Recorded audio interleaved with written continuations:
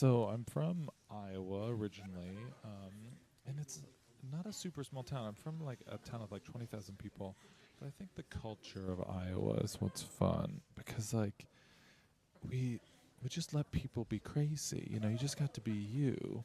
And so like I grew up in like the 90s, and I remember going like to these like little town events, and so there'd be like a band playing in the square, or like these little festivals or whatever, and there was just like the most unique people. So there was like one guy who was always juggling. I don't know if anyone ever paid him. He literally was just there juggling.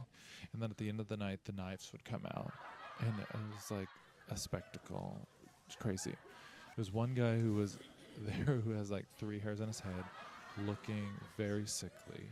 And then I remember my parents being like, "Don't talk to that one. He touches kids." And you're like, "Why is he here?" He literally was everywhere. And they were just like, playfully like, "Don't talk to him."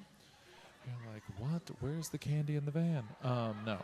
And oh my god. And then there was like Mrs. Johnson, who like literally was like jacked, like 220 pounds of pure steel, and like literally had like a normal looking husband, normal kids. No one referenced that Mrs. Johnson was made of steel. The joys of being from a small town.